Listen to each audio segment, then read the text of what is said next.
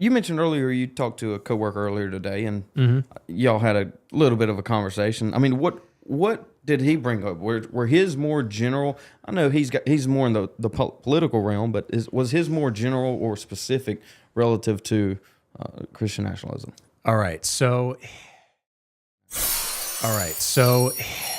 it was kind of hard because I think to cut you off, I think he kind of embodies a very populist, Enlightenment, Jeffersonian, constitutionalist perspective, which is very general population. Should we say who it is? Or I mean, do we want to get us into... We got one viewer, maybe they'll know who it is. Former Lieutenant Governor of South Carolina, who I'm kind of an employee of. We're having a discussion today about Christian nationalism, and we talked for about 2 hours. And I'll be honest, I don't think it was very productive. I don't think the conversation really went anywhere meaningful. I don't think that we really got to a common ground. If I could go back and do things differently, I would have. Maybe not hone in on certain ideas so much, but basically his main objection to it was he doesn't believe it's his prerogative from a government point of view, from a legislator point of view, to force people to be Christian. And I mean, I would say he's correct on that. I would too, which is why, like, I don't think we came, like, the disagreement was almost semantic. It was just reading too much or too little into what the other person was saying.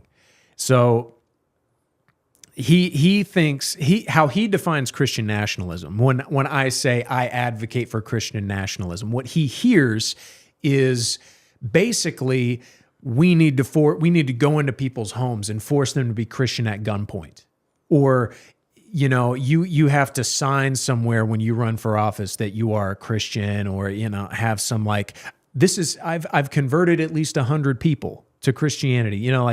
That's what he hears. And, when I argue with people, I try to steel man. I try to be as generous to what they're saying as possible. But he basically clearly, explicitly stated, no, that's what he thinks of when he hears Christian nationalism. So I don't think I'm mischaracterizing. So is that just kind of a personal position where he wants to outright reject the label? Instead of the content itself? Yes. And do you think that application or that perspective is a general consensus among the populace? Now, he didn't explicitly or implicitly say this, and so I don't want to put words into his mouth, but if what I'm about to say is an argument that he's making, I can almost respect it, where basically he like if he was arguing that if you have a Christian nation, like you had the Holy Roman Empire, you had the Church of England and whatnot, you have basically an implicitly Christian nation or explicitly Christian nation.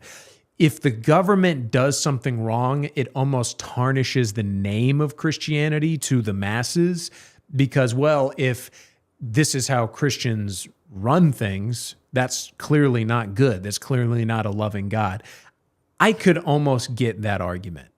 I don't, but... Well, it's kind of in the same vein as people want to judge Christians when they sin. It's like, we know we're not perfect, and people fall. But at the same time, you can't then take the standard that we hold ourselves to and hold us to that standard when you don't even hold that standard yourself. So, but I do understand the idea that, something might not turn out perfect, so why not try? But I can gladly disagree with that. It's like, why even attempt to start a church when that church may fall? Yeah, and that's something that's true of anything is if, a lot of boomer conservatives, they say, well, if we could just get back to the Constitution, the left does not value the Constitution, and they don't revere the values of our founding fathers. If we could just get back to that, things would be hunky-dory.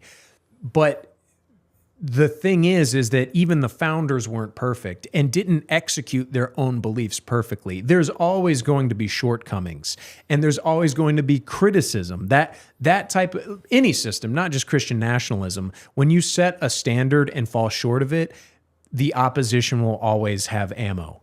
That's just the nature of things. So just because of that, like you said, doesn't mean we shouldn't try. Yeah, it's definitely an uphill battle that we're going to have to fight. I think Christian nationalism is on the side of the founders. I think the majority of founders would identify themselves as Christian nationalists.